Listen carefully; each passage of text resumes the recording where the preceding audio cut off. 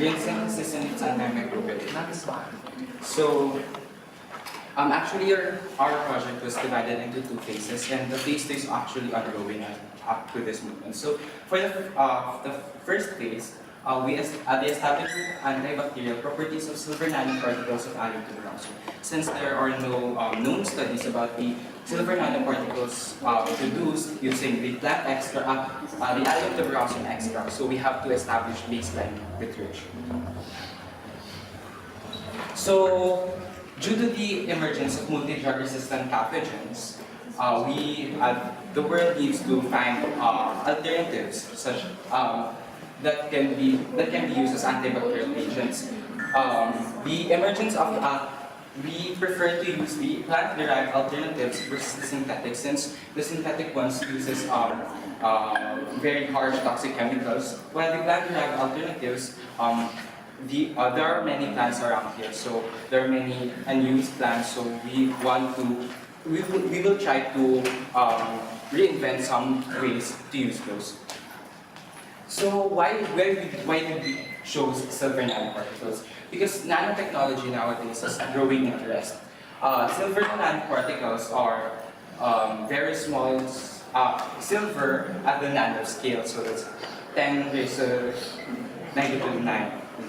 So, due to this growing interest, we opted to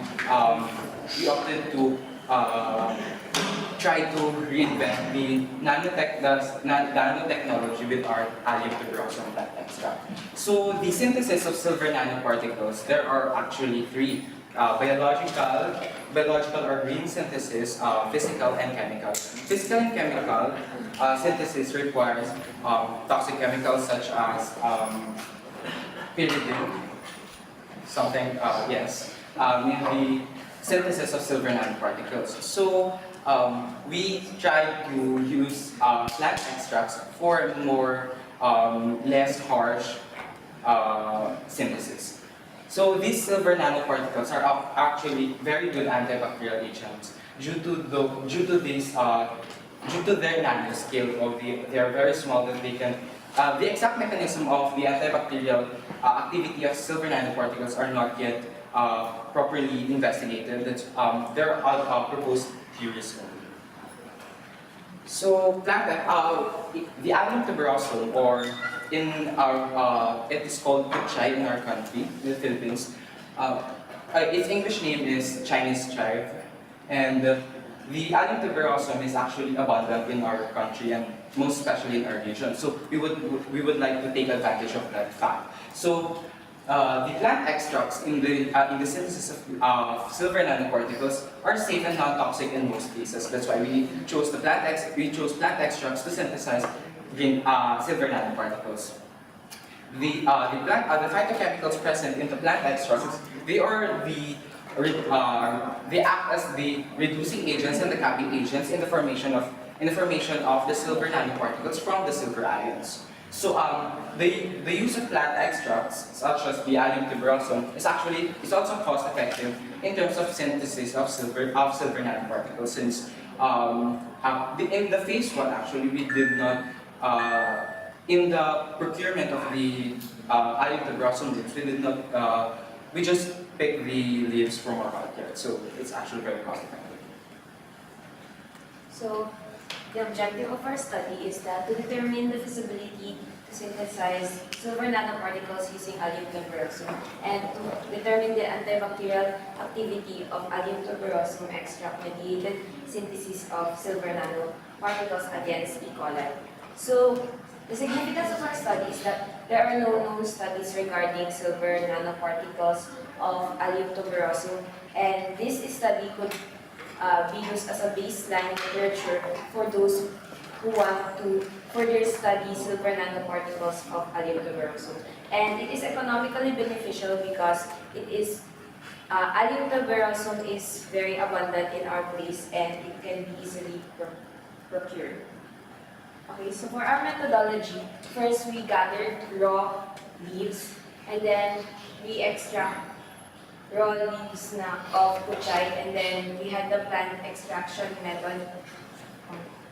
And we collected the extract and then tested the extract microbiologically tested the extract, then synthesis of silver nanoparticles, and then testing, and then the analysis of data.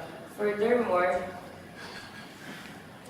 so in the plant extraction method, we added ethanol to the plant extract and then stored it at 4 degrees Celsius and then filtered it, and then it was evaporated for 30 minutes for ethanol evaporation. and then for the synthesis of silver nanoparticles, the collected extract was mixed with silver nitrate, and then the resulting solution were then tested through paper disc diffusion method, and the analysis of data we used the Kruskal-Wallis test. So the results. For the plant extract of allyl-to-resin ethanolic plant extract, you can see green solution, and it has a very pungent odor.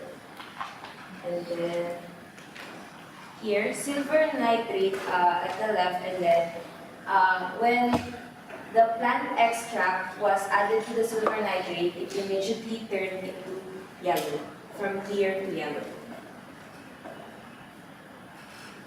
So the reduction of silver ions to silver nanoparticles could be followed by a color change. So from clear, it turned yellow because there was an excitation of surface plasmon vibrations in silver nanoparticles.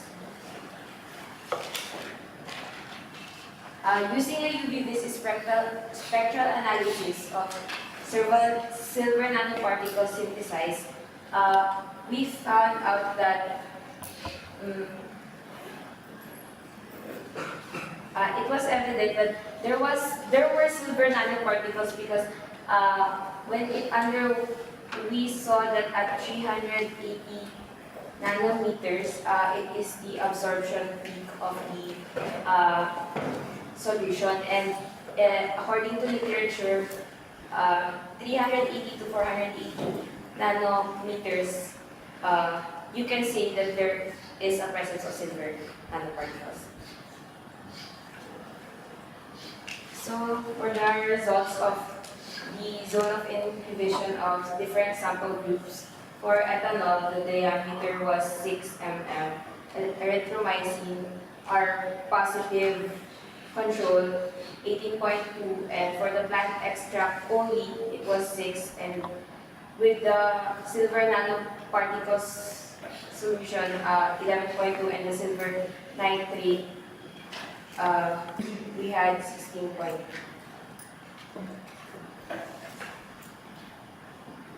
So, from the previous table, we can see that the antibacterial activity of silver nanoparticles synthesized using allyl-to-resin plant extract against E. coli is possible because it was able to inhibit 11.2 mm. And silver nanoparticles synthesized using allyl-to-resin plant extract versus plant extract alone, it is more effective with the silver nanoparticles rather than when it is alone.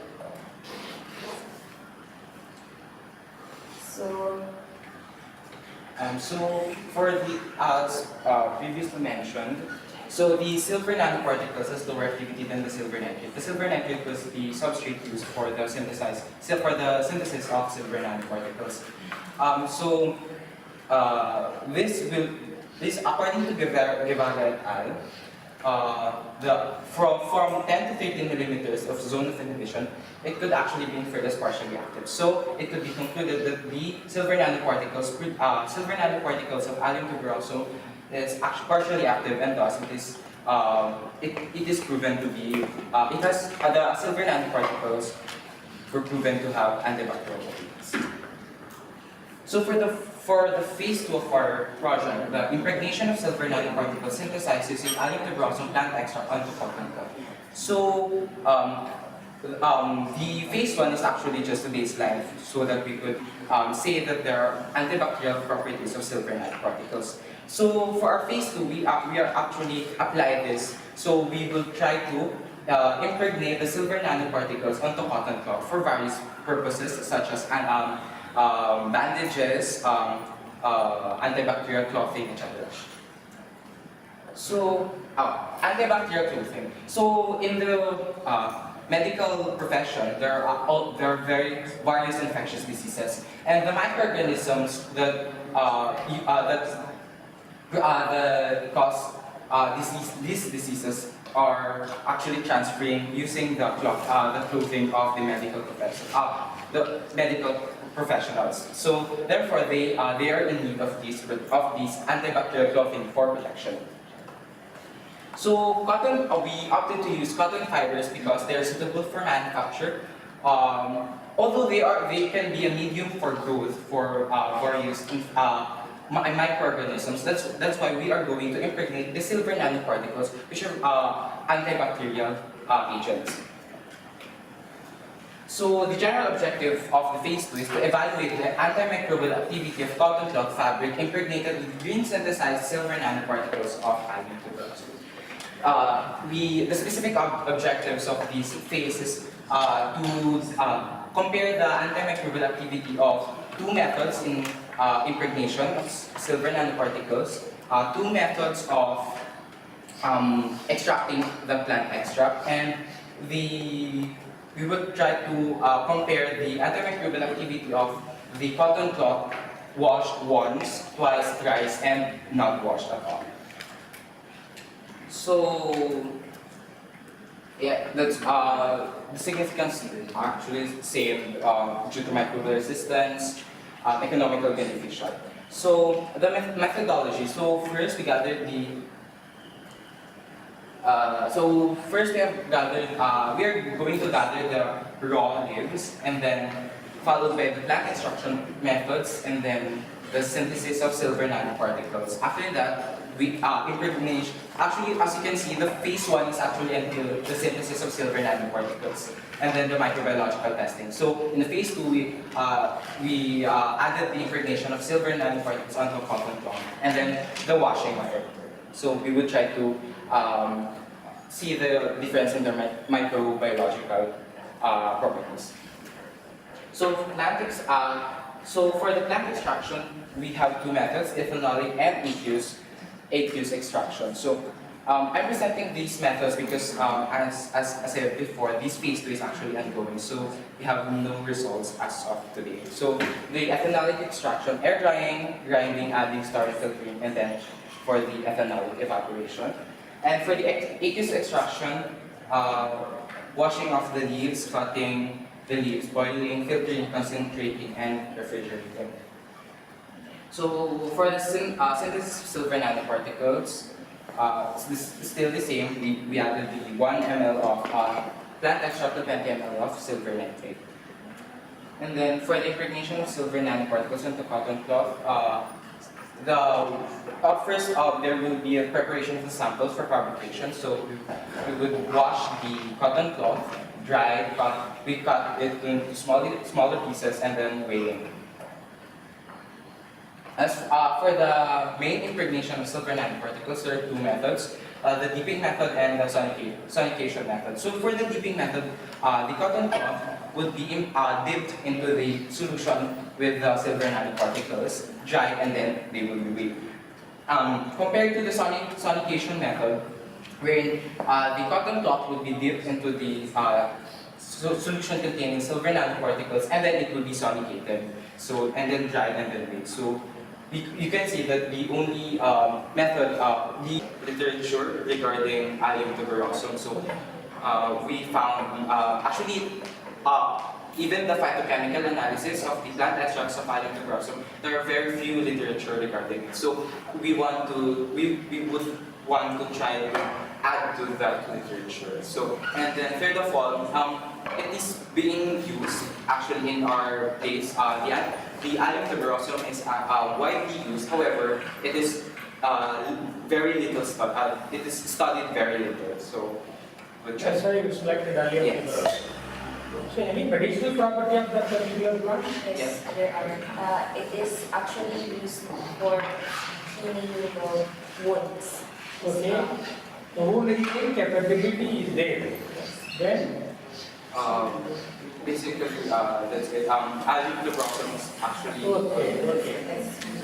Why you select nanoparticles, silver nanoparticles? There are golden nanoparticles, lead nanoparticles, there are many nanoparticles are there. Why you select silver nanoparticles? actually, at first we actually chose nanotechnology at first. So we chose between the silver, etc., etc. However, when we looked at it, the simplest process for the synthesis is actually the silver nanoparticle. Since we only need the silver nitrate as the substrate and then the plant extract to be mixed with. Actually, for the gold nanoparticles, the substrate is actually more expensive than the silver. Yes, it is more expensive. It's very. You can try lead nanoparticle. Um, You heard about that? no, I'm so sorry. No. Okay, the nanoparticle, you synthesize the nanoparticle, Yes. then normally the size of the nanoparticle, how you analyze? No, we have not analyzed. Okay, no problem. And you told that in what nanometer that silver particle was formed? 10 raised to negative 9. No, that is your UV visible spectrophotometer reading. 380. 300 to 380 to 480 nano. 380. 380 to 480. 8. Okay. You see that this UV visible range up to 300. This is a UV range. Then silver nanoparticle forms around 400 nanometer and cut off into 450 nanometer. If the silver particle falls on 450 nanometer, the size is very big. If your silver particle fall on 400 nanometer, it is very, very small. So that UV visible reading itself, you can say that my nanoparticle is big or small. Okay, I understand my point. Yes. Okay, your data is near close to 400. That means it is a very fine particle or it is about to synthesize. Okay. And you synthesized, now you have a nanoparticle with your hand. What purpose is this? This may be useful to the society. The synthesized silver nanoparticles could be used. There are anti-cancer properties of the silver nanoparticles. Anti-cancer properties. Okay. However, we did not use this for the phase 2. We just chose to use the impregnation onto cotton cloth so that these cotton cloth can be manufactured into scrub suits used for the in nurses so that the pathogenic bacteria transference and travel would be minimal. Okay. Other than that? Not yet. Okay. The anti-cancer property is one of the additional property of silver nanoparticle. The main thing, the many topical ointments, the medicine, which is used by silver nanoparticles. Then the silver nanoparticle which act as a wonderful topical ointment. Okay, is because of antimicrobial activity. It controls antimicrobes. That's why it fastens the healing of our tissues. And wound healing is one of the major properties. And the cancer is somewhat far away, so we have to drag. Okay, then you impregnate it with the cotton cloth. So the binding of nanoparticle and cotton cloth, it should be there is some binder. Otherwise, if you wash it, it will go down. It will go automatically. So what kind of binder we have to use for binding silver nanoparticle to the cotton cloth? You say that sonegation. Sonegation is a method to break down. Sonegation is a method, it's a finer ultrasonic waves which passes through your material, which can able to break down. And another, you try to find out some more research on that to find out how exactly bind silver nanoparticle with the cotton cloth. Then the cotton cloth applications will go further. So now you started a wonderful work. So what class you are? Class 11. Class 11. Okay. You like biology? Little bit. Then there is no other way you take that nanoparticle. Why? Because it is very simple work. Okay. Anyway, the sir will clarify something.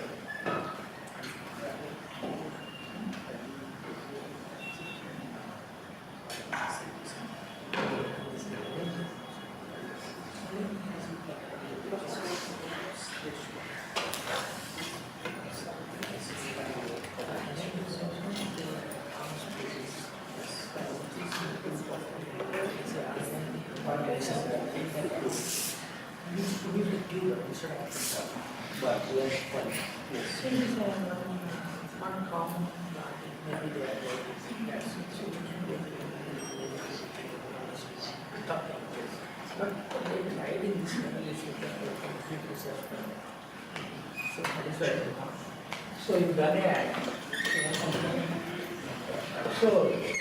a good work. Thank you. Hereafter, you give the assurance, then only I leave you. You give the assurance that hereafter I can work in biology. Okay? Then you can come up with the product. The product can be useful throughout the world for antimicrobial activity. Is it possible? Yes. Yes, you should say yes. Thank you. Very nice question.